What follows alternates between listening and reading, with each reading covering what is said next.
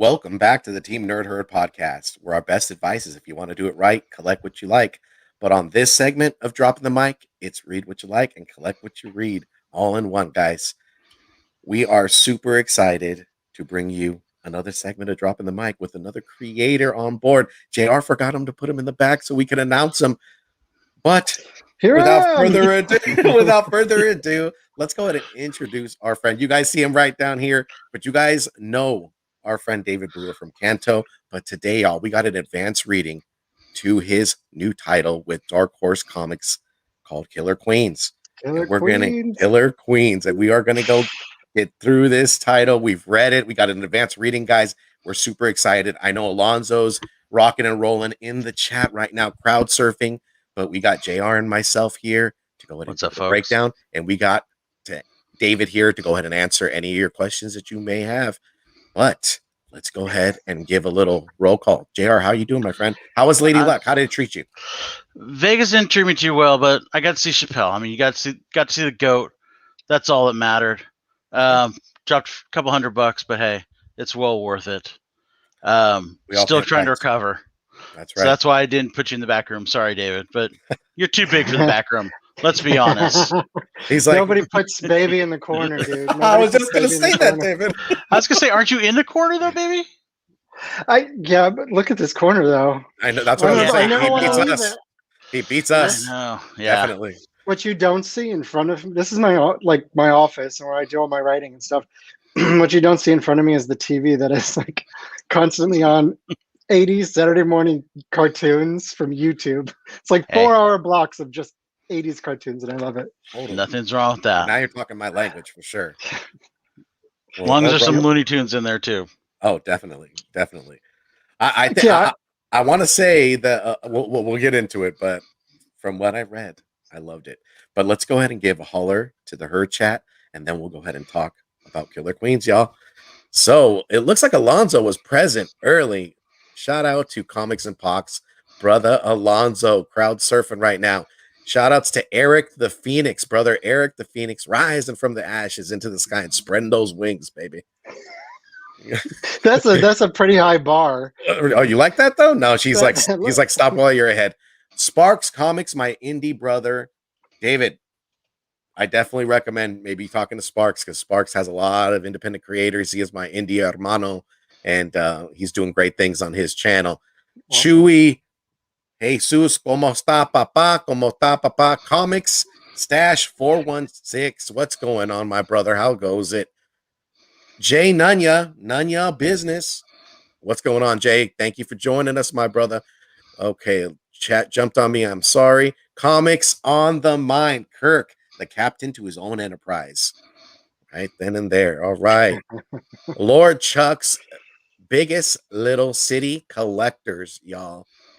Be on the lookout for their channel, 4 p.m.s. You know they rock that goodness. Harry old fat guy, Real Rude 6. My man Dave.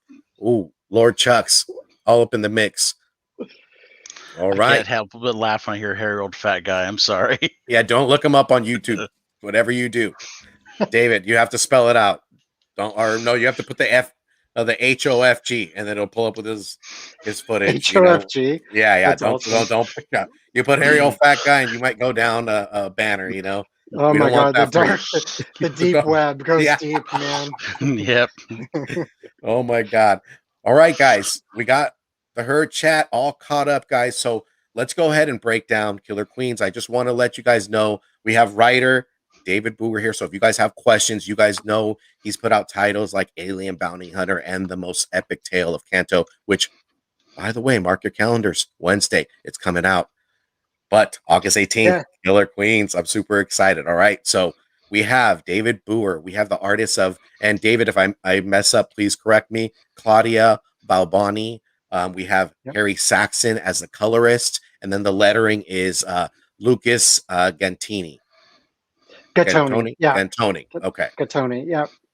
And it's coming from Dark Horse Comics. And the best, you guys mentioned Star Wars offline, and the best pitch that I can give to anybody is it's basically Guardians of the Galaxy. That's it. Perfect. Yes. Yeah. We brought together an all LGBTQ creative team to create a big queer space romp that's fun and funny, and we tackle some issues like fascism and um, the other, and fitting in and feeling like the outsider. But we wrap it up in a package that if you like a lot of the MCU humor, if you like Guardians of the Galaxy, that was a big influence for me. If you like the humor in Firefly, right here. Oh yeah. What's going on, Joker? And Gomez, your boy. If you like that kind of thing, yeah, this is my chance to have fun, have fun on a series. So Speaking of spoon, it almost had kind of like tick humor to it. Also, remind me Right. a lot Oh of my that. god. Yeah, I love this title, David. I want to say like the description, like you said, it's Guardians of the Galaxy, but I looked at it like it had like a retro feel, like a Buck Rogers space adventure, sci-fi. Also, two characters that come to mind because they're running away from somebody is like Spaceballs, right? Pizza the Hut. But I love the satire, the wittiness, and the humor. And oh my, Well, that's it. We just wanted to hit the ground running, man. And you're exactly right. So we wanted to channel. I love like retrofuturism, what the people in the 1940s and 50s thought the 1990s were going to look like.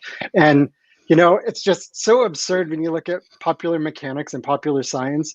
The 30s, 40s, 50s covers where they have flying cars and they have spaceships and domed cities on the moon and all these cool things, super stylized.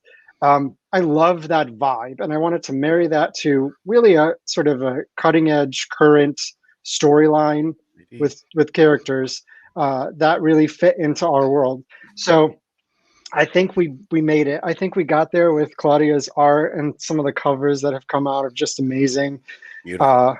Yeah, so that's where we're going with it, straight Oh into the yeah. future. That's right. Just flying into the galaxy. I like Jen Bartel, but to your point, David, all the covers are beautiful.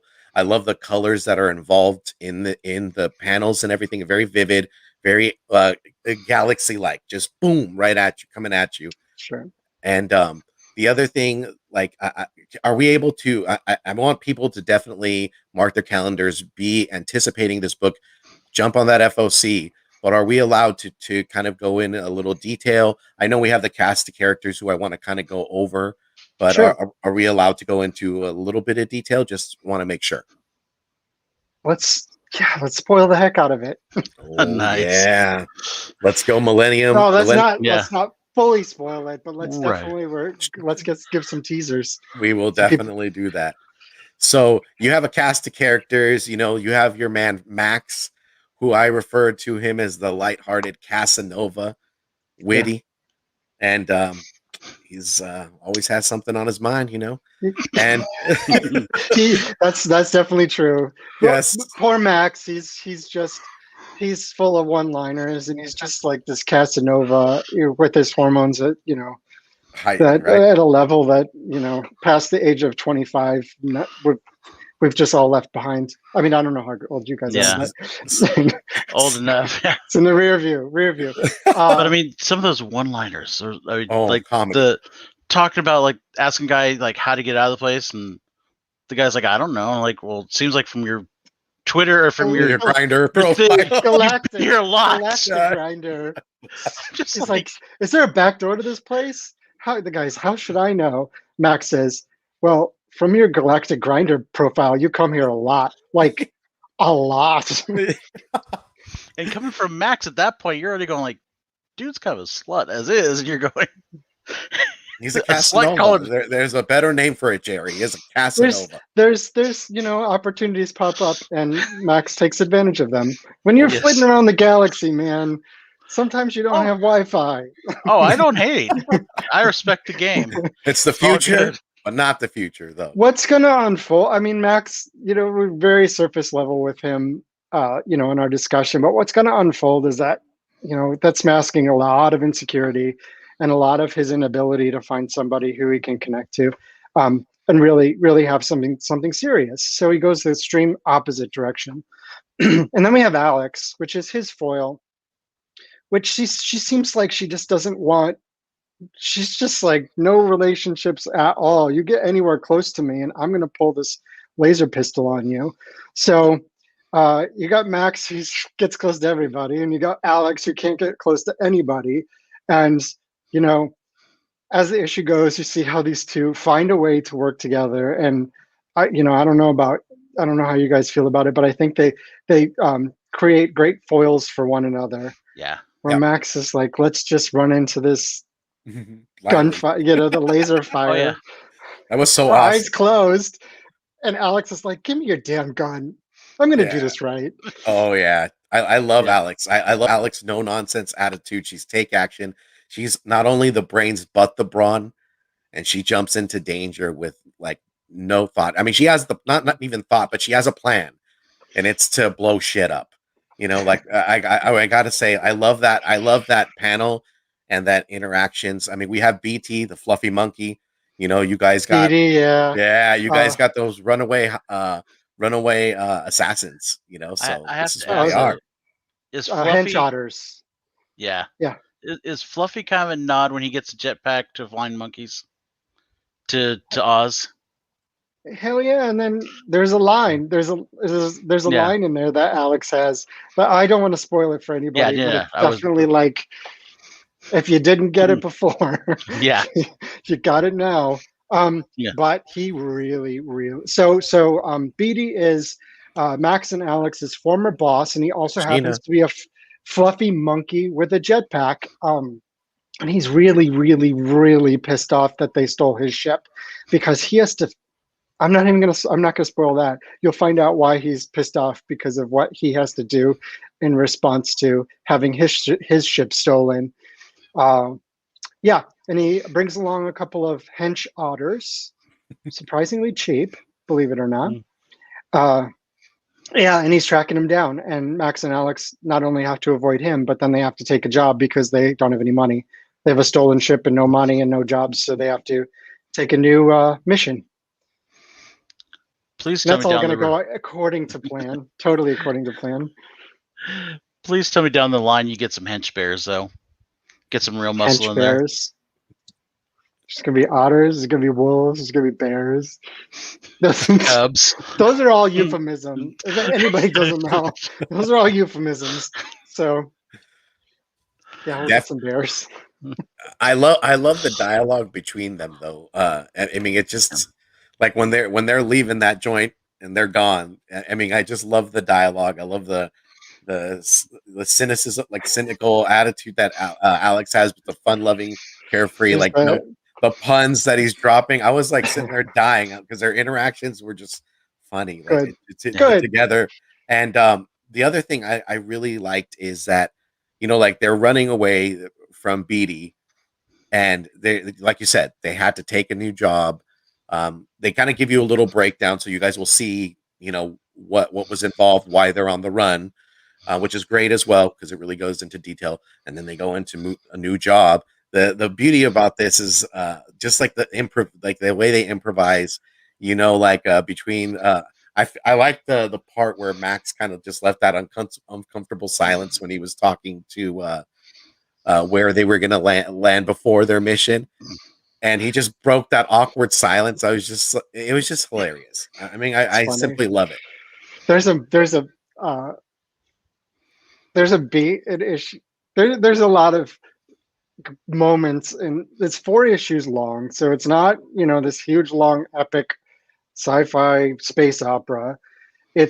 We channeled all of the chewing the scenery and the over-the-top action and stories of Buck Rogers, and it's just guys and girls with guns going out there doing their jobs, and they're going to get it done, and that's why they're they were such great assassins. They're going to find a way to get it done. But there's definitely moments in the next 3 issues. I'm thinking about one in particular. That is there's an awkward silence that's really pretty funny. So that's issue 3. So y'all got to stick around at least through issue 3. And then if you're that far, then you got to stick around to issue 4 and see what happens to them. And I promise you, something's going to happen to all of them, and you're going to love it. But including Beatty and the Hench Otters. My thing is, I read it when you first gave it to us about a month and a half ago, and I reread it today, and I remembered most of it, and that's for somebody that reads like 60 comics in a month. That tells you something. Something it sticks with you that much. There are certain Cool. things, like when the next place they end up. I won't go into whole detail, but how Max was complaining about a certain thing going on in that place, and he's going, "Come on, really? There's none." Mhm. That had me rolling since last time because I'm just going like, I've been in situations like that, going like, Dude, this is a sausage party. like, I get it. Trust me, I get it. And I'm just I'm like, not going to say it springs from experience, but man, sometimes the genuineness and the authenticity of your life experience kind of bleeds onto the page, and when that happens, I think it's fantastic. We have fun with it. It's really fun and tongue in cheek, but also, it's a story I really wanted to tell. The title and the characters have been around in my head for a long time, and it took a while to get to this point. But it's always been something I've pursued. When I thought of the title Killer Queens, and then I thought, okay, so these are reformed assassins, and we're going to have a gay guy and a gay girl, and they're going to be partners, and they're going to go out and they're going to do this Guardians of the Galaxy fun, goofiness, and they're going to be doing good, to sort of atone for the life of not doing such good things. And that was all rattling around my head. And once it all came together, sometimes as a writer, you get ideas. You can have 100 ideas a day. I don't have 100 ideas a day, but you can come up with them. And it's the ones that a month, 3 months, 6 months down the road that you keep thinking about are the ones that you pursue. Steve, you said in your intro about collect what you love, read what you love. Mm-hmm. And I'll just add to that, write what you love. Bam. And that's why I think Canto has been so successful for us. It's me and my co-creator Drew Zucker, who's the artist on it. We just love that story so much. We were going to do it no matter what because it was the comic we wanted to see. And to see, I mean, you can see, right? This is just the first run of all my slabs. A lot of men right there in the comic community, right there in this group chat, and our ladies in there are looking in despair, David, because they're looking at those cantos, wanting them. Hey, believe in yourself, because I did not slab not a single one of these was my own copy that I sent to CGC. These were all copies that I bought off of eBay 2 years ago, 18 months ago, back when they were affordable and I could buy them, and I just wanted to have them for my collection. So just, believe in yourself, write what you love, and, things will come. And I hope that's my main hope with Killer Queens is it's fun and funny and goofy, and it may not be for everybody. I think it is, could be for everybody who gives it a chance. Yes. But it's just such a passion. So much passion when I told this story that honestly, I hope we can tell 100 more, episodes for these guys, because there's so much hijinks in the universe. I feel like these guys can find it everywhere. Oh, 100%. Yeah. 100%. If not, they will turn stones, most definitely, and find it. Or I think go to it'll find galaxies them. and planets away. Yeah. I think it'll find them somehow. I mean, I really love the breakdown. It had its moments of like the wittiness and the back and forth, and then the action that came through it.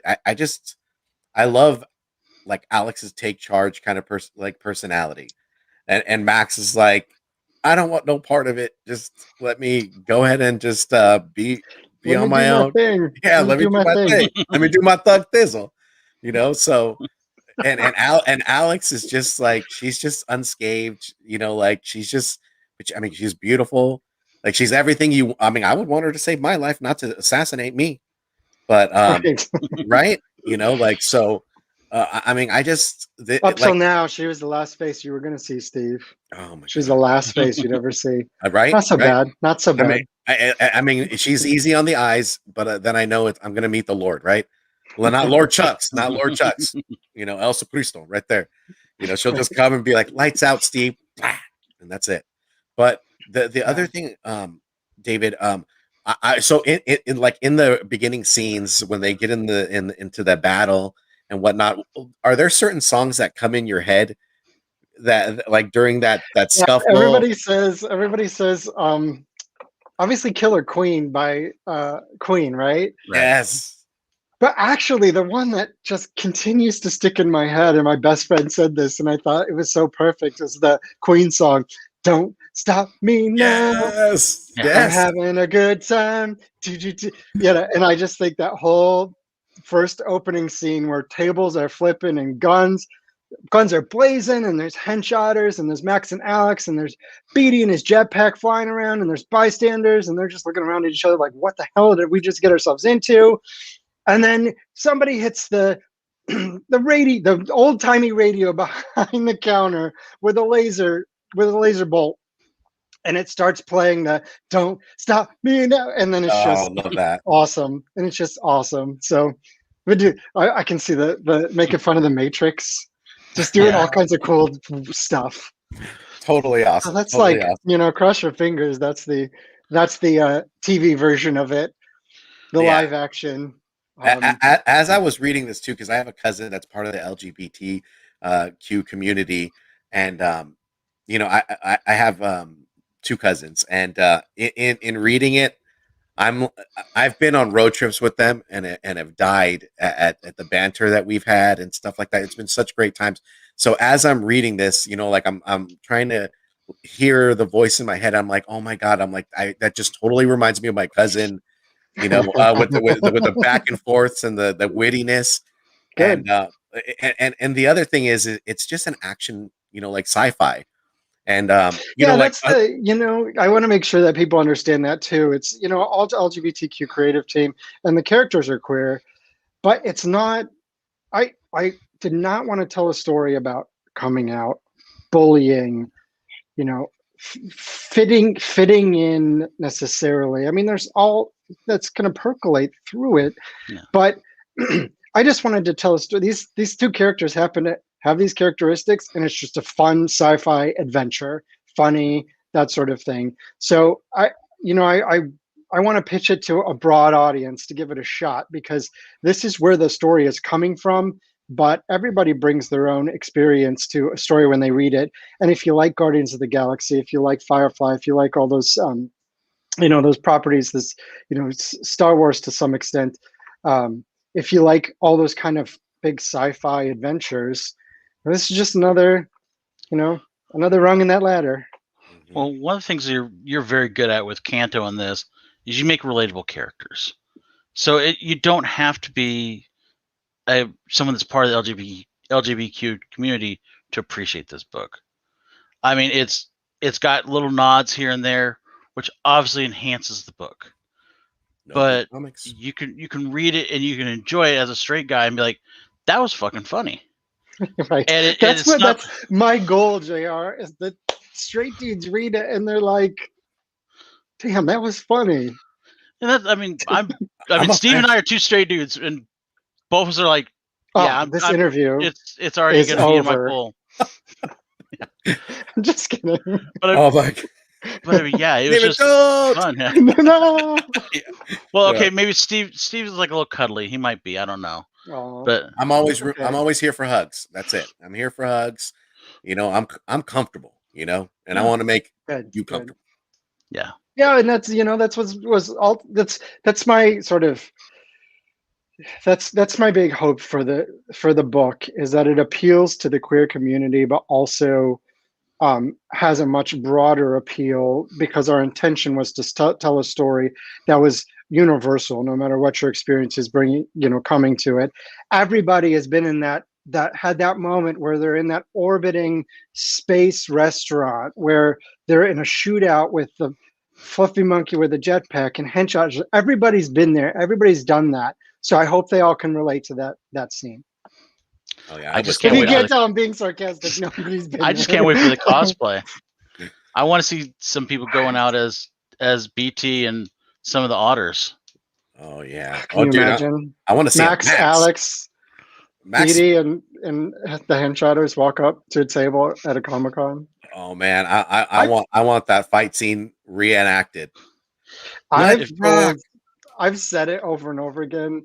I'm going to be at a show and at a table at a signing or something, and somebody is going to walk up cosplaying Kanto or some other character, one of these characters, whatever, and I'm just going to break down in tears. Honestly, that's like just it's a moment that somebody cared enough about what you've done and connected with it enough that they wanted to represent that to the rest of the world. And yeah, you're going to see a grown man cry.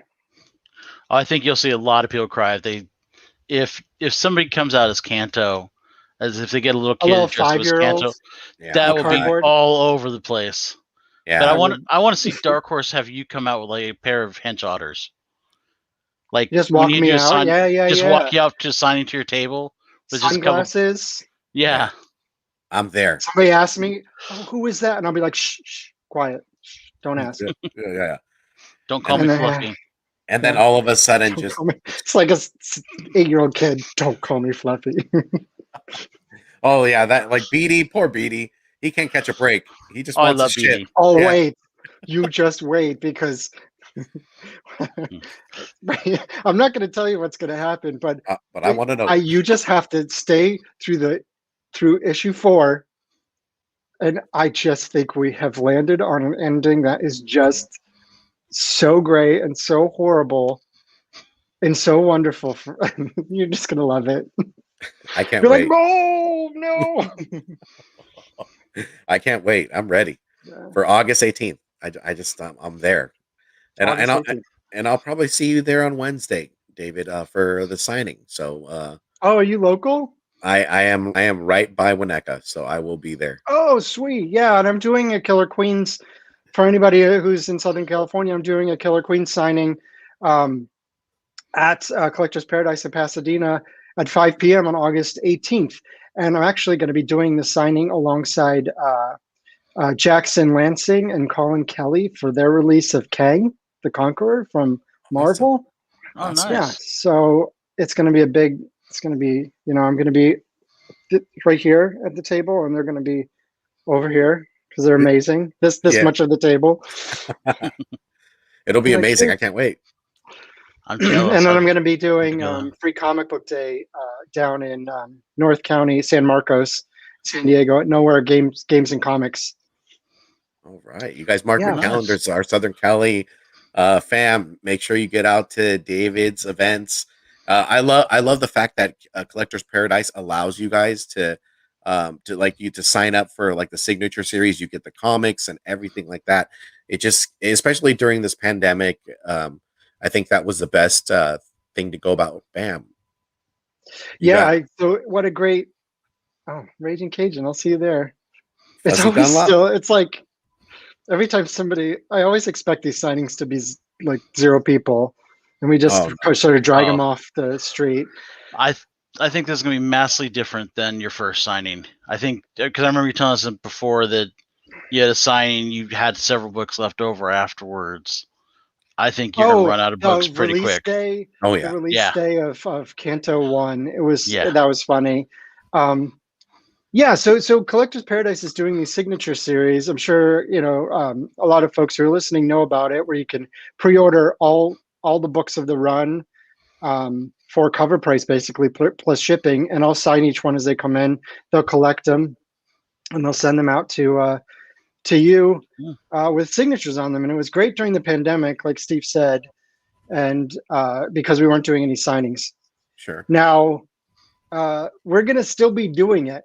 So I'm still not doing a huge number of signings. So if you show up on Wednesday for Kanto 3 Lionhearted #1 at one of the Collector's Paradise locations, you can actually in person pre-order all 6 issues. I'll sign that first one for you, and I think you can just take it home with you, and you can pre-order the other 5 signed. So you can do that. Definitely worth it. Definitely worth it, guys. I jumped on since the second arc with Kanto because I was not fast enough to get the first, second, and third. So I did get the 5th and the 6th of the first series, and I've been on since then, guys. I got the trade though as well, David. So it's definitely worth your guys' while and super anticipated. anticipating Wednesday. So I can't wait to meet you, David. We got shout outs to Seaman, Sealess E-Man, my brother from the Sealess Villains podcast. My brother. I'm sorry. My apologies. Hood Rat Comics is in the building also with Team Nerd Herd. Oh, yeah. So I'll see Hood Rat down in nowhere. Oh, See yeah. you in there, Yeah. yep. I'm going to have some, I'm getting some swag together too, some Kanto swag for, I don't know if I'm going to have it in by Wednesday, but I'm definitely going to have it for Free Comic Book Day. So I'm not really going to tell you exactly what I have, but keep follow me on the socials, and I'll be revealing some things. Nice. Some cool stuff. Some cool stuff. So David, are you free for, like, if the chat has some questions, we would like to open the time for questions in the group chat. You guys have questions for David, or maybe not, then No, I hit don't him want in to. the hit them in the chat, guys. I mean, this is a highly anticipated title, guys. We've read it, like JR and I said, and Alonzo, during this time. We enjoyed it. You can and ask. You can ask questions about this. You can ask questions about Kanto. You can ask questions about Firefly. God, I keep pointing the wrong way. Bam. Firefly. Because it was, it's up for pre-order now. I was able to write an oversized Firefly issue called River Run, and it's my favorite sci-fi franchise, second only to Killer Queens, of course. But it's my favorite sci-fi franchise, and the story I got to tell was just absolutely perfect, and I loved it. So Firefly fans, be on notice. I'm gonna have to pick that up. I haven't picked up a Firefly in a long time, but I'll pick it up just because you're writing it. Did you watch the show? David Yes. Alex. So I know who River is. BLCC. And you watched the movie? Oh yeah. Biggest little. So I think I can City tell you because it's in the description. But it tells the story of how Simon got River out of the academy and onto Serenity, Oh, very nice. which has never been told. Yeah. So No, definitely will want to read that. I think it looks. I think we did it. As a Firefly fan, if I would read this issue, I would really love it, and I think that's my benchmark for anything I do. Is if trying to step out of myself as a writer and put myself as a fan, if I read that, would I really love that? And I think where we took it and what we did with it, I really would love. So I encourage everybody, Firefly fans, if you're fans of my stuff, just, let's goose the numbers or buy a copy. So like, screw the story, just buy copies. Well, we could totally tell the passion in your writing, David. I mean, definitely in Kanto. I mean, it's such a beautiful, beautiful comic and a tale that I love. Like I said, I can't wait for my niece to read it. But I'm also a fan of Killer Queens. I loved it. I loved the action packedness. I love the wittiness and the back and forth and where we go from, because it leaves you on a cliffhanger. And that cliffhanger, guys, I mean, you're just like, uh-oh. But oh Lord, it's going to be a fun experiment for me because it's so Killer Queens is so different from Kanto, and everybody, almost everybody knows me from Kanto and this big epic, emotional, fairy tale fantasy adventure, and then you have Killer Queens. Somebody asked me once, "What is?" We just. I want to become famous. Yeah. Good chat. Somebody asked me once, what's the like, what links the two? And I just come back to, they're both so different, but they're stories I love. And that's what links those, what links Firefly, what links some of the things that are coming down the pike is I find stories that I love and I want to tell them. And I'm doing some horror. I'm doing, the sci-fi and Firefly. Hopefully going to be able to do another big sci-fi story in comics. And it's all about stories I'm passionate about telling. And so that's what links them all. So I'm glad you say that you can see it coming through on the page, because man, we spend so much time and so much energy and emotion, psychological investment, emotional investment, financial investment in making comics. And if you're not passionate about what you're doing, then whew, it's either going to come through on the page if you complete it, or you're just never going to get it done. Yeah, and I definitely think that like the comic community as well, they read all titles, and I think they'll love this. And when they pick it up, they'll just like flock to it, and they'll be able to relate to it. I mean, I it's hope so. like I said, when I was reading it, I looked at it like a Buck Rogers retro feel, but just witty. I just love it, and I know Jr. too. Jr. We Yeah. talked about it when we first read it about a month ago when Alonso gave it to us. We were reading it, we were talking about it, and like we were talking on the phone for a couple minutes, and we were just laughing. We're just like, "This is perfect! I can't wait to." And then Alonso said that we were going to interview, and we were like, "Yes!" Yeah. Let I it mean, you could Brought you literally back. write a story about a snail crossing the road, and I'd read it. I mean, that's how talented I think That's you the are as last one you'd writers. ever read of mine. But I'm just saying. I mean, I'm a person. I believe strongly in the writers. A writer can make any Thank story you. work. There's a lot of great artists, and nothing against. You've got some fabulous artists out there, and you've picked some awesome ones for your books. Mhm. But you have to have a great writer behind the story first and foremost. Keep it coming, JR. Keep it coming. Keep it coming. But I mean, I'm a vampire. This sustains me, dude. No, I'm just kidding. I'm totally kidding. Anybody who's I know. watching. But I really appreciate you saying that, because it like I said, it's such a yeah. I tell people that it's fabulously lucrative in comics. We make tens of dollars, so you don't do this to pay the bills necessarily. You don't do this to become famous and rich and all those things. You do this because these are the stories you want to tell. And so I'm so glad to hear that you connect to them, and I really appreciate you having coming along for this ride. There's more things coming down the pike, and they're kind of on different things, and I hope to keep you. It'll be you and me, JR. Everybody else can. I'm down. What about me, David? No. I You stay over haven't there. heard the compliments yet, Steve. Come on. What? I'm just David? kidding. I'm kidding. Wow. I'm kidding. I am brush aside. So we got a question for you, David, down below. David, something outside of Independence. If you could write for a character in DC or Marvel, who would it be? It would probably be. I shouldn't say this out loud because editors will probably be like, "Well, we're never going to hire him." But I don't read a huge amount of the big two. I was able to read the Pride issues from June, which I thought were fantastic.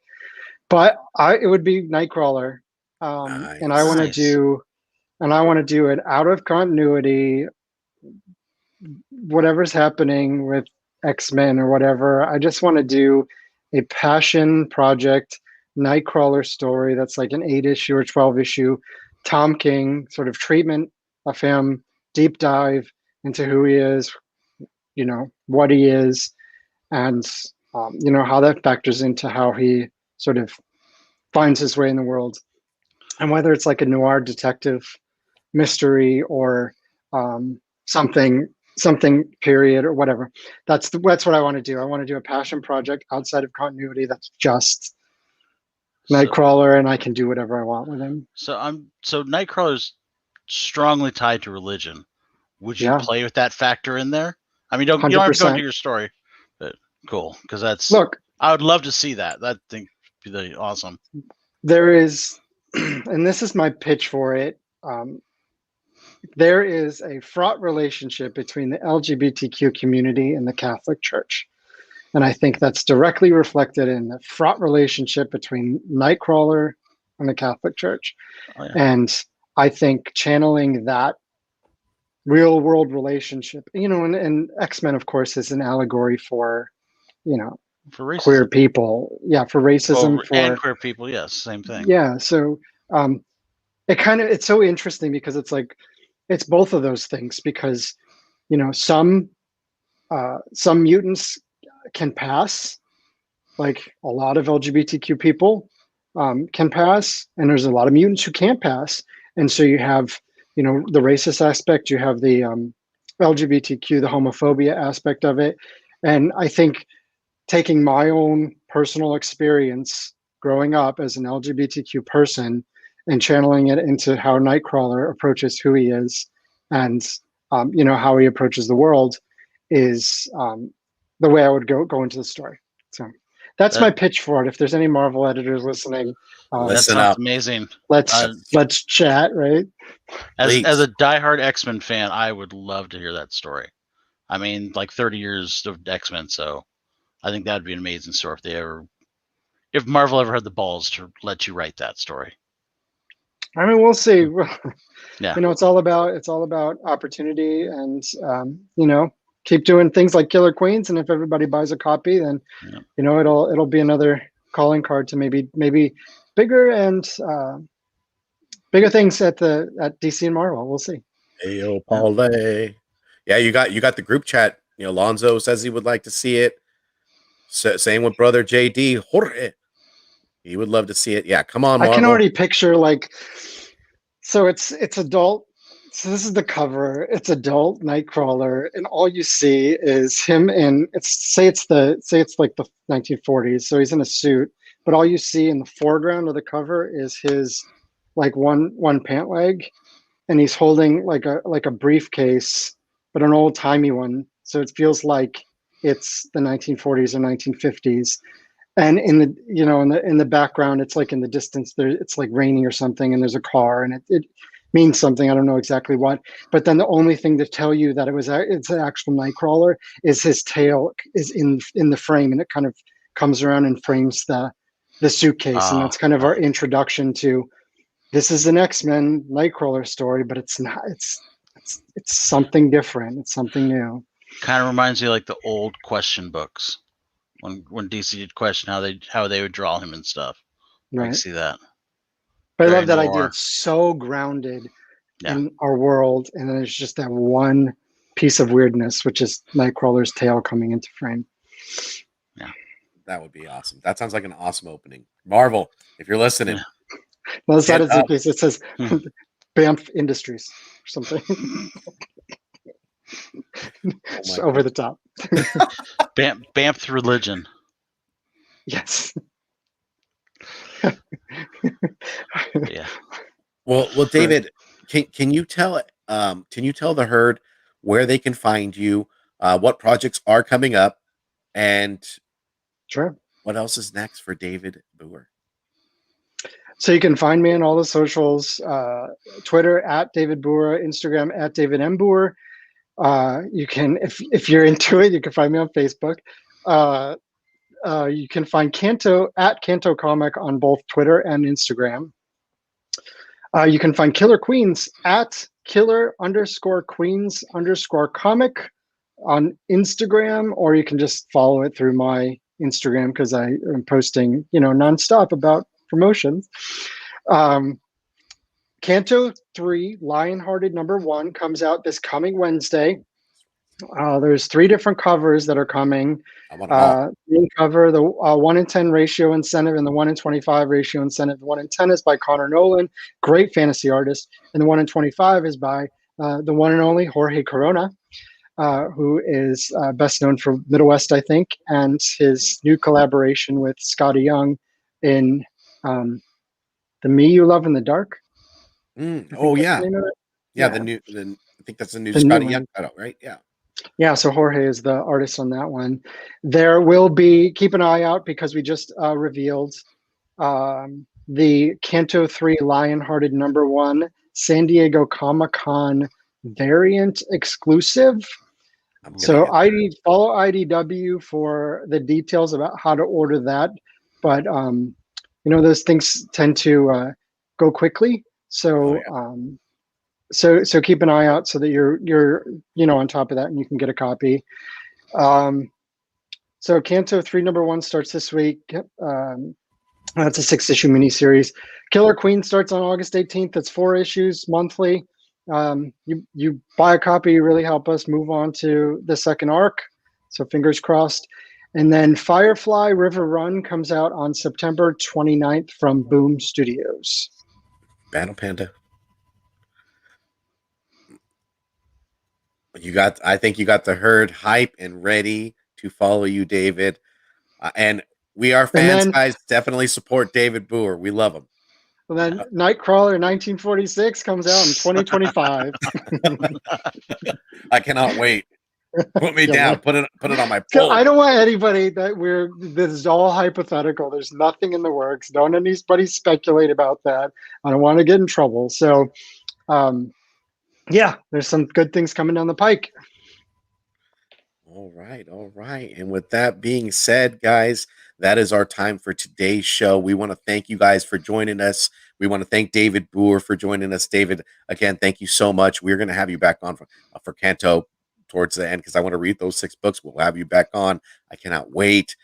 It could be on any show. You can be. You know what? You're going to be an honorary Team Nerd Herd member. That's what. Yeah. You want to? Hey, JR. I guess I'm out because he's taking my hosting abilities because I have do a better job. Oh my God! Don't make me choose, you guys. Don't make me choose. David. Oh no! You're I in the said slot. he would go. Yeah, I mean, yeah.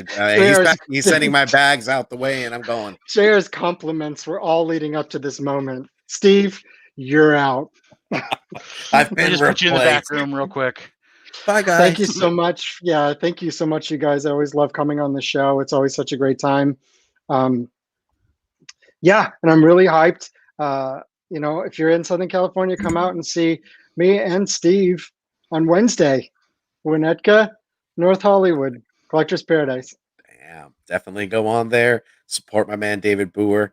And with that being said, JR, go on and take us out. If you want to do it right, collect what you like.